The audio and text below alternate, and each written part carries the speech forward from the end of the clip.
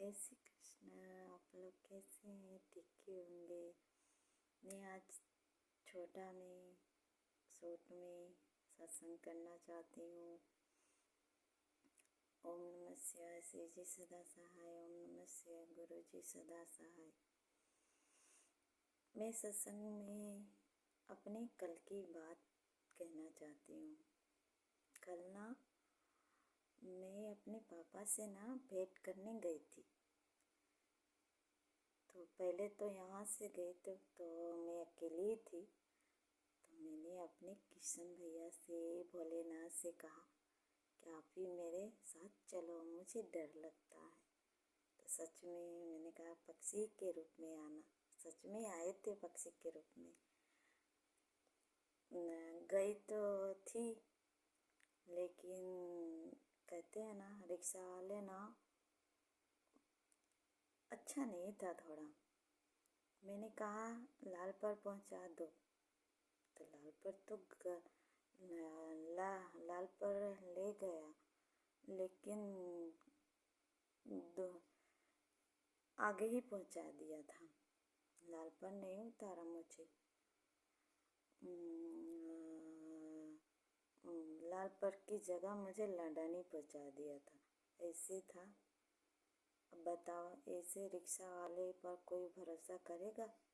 कोई नहीं करेगा ना। इसीलिए मैंने अपने भोलेनाथ का नाम जपती रही। एक रिक्शा वाला तो वहाँ तक पहुँचा दिया था, आगे लालपुर से आगे पहुँचा दिया था। लेकिन मेरे भोलेनाथ के नाम से दूसरा रिक्शा वाला भी मना कर दिया। अब तीसरा रिक्शा वाला एक अच्छा मिल गया। पहुँच गई अपने पापा के पास। तो मैं तो घबरा कर कंफ्यूज हो जाती हूँ। कल क्या मैं अपने पापा से भेंट कर आए। पापा जाने वाले थे बलिया जिला, इसीलिए कल पापा चले गए। पापा की तो एक पापा ही थे कि मैं उन्हें फ़ोन कर लेती थी, बातें कर लेती थी। मम्मी तो थी नहीं, मम्मी तो है नहीं, भगवान ने ले लिए। लेकिन कोई माँ बाप की जगह कोई ले सकता है? नहीं ना, कोई नहीं ले सकता। भले कितना ही गरीब परिवार से बेटी हो, कोई भी हो, माँ बाप की जगह कोई नहीं ले सकता। माँ बाप तो माँ बाप ही होते हैं। कुछ माँ बाप तो अपने बच्चे के लिए जान भी निछावर करते हैं। ऐसे भी दोनों मेरे माँ बाप ऐसे ही थे। हम मानते हैं जो मेरे माँ बाप तो ऐसे थे। मेरी मम्मी भी दोनों प्राणी में दोनों एक खूबी बहुत थी। किसी के नहीं बुरा चाहना, बुरा करना, किसी के प्रति जान छाड़ करना, ये तो उनमें बहुत खूबियाँ थी। लेकिन आजकल की दुनिया में कल छपट ये सब लोग करते हैं। ये तो मेरे मम्मी पापा के पास नहीं था। किसी का छीन लेना, किसी के ये कर देना, किसी के चालाकी करके ये ले लेना, ये दोनों प्राणी में नहीं था। ये गुण नहीं होना चाहिए कभी भी। किसी के हड़प कर लेने से कोई अच्छा होता है क्या? नहीं ना। किसी के बुरा करने से कोई फायदा नहीं मिलता है। देखो, जिंदगी में आगे बढ़ना हो तो किसी के प्रति अच्छा सोच रखो, अच्छी विचार रखो, अच्छे नियत भी रखो।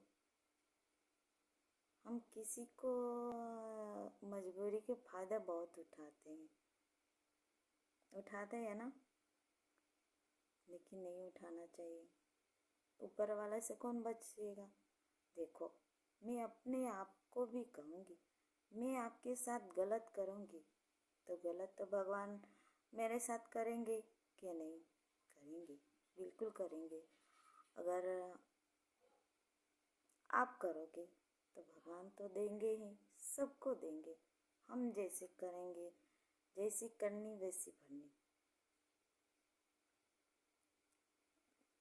किसी के प्रति अच्छा ही सोच रखो। किसी की बहन बेटी पर बुरी निगाह भी नहीं देखना चाहिए। बहन बेटी पर हम किसी की बहन बेटियों पर ऐसे बुरी निगाह से ताकते हैं, देखते हैं।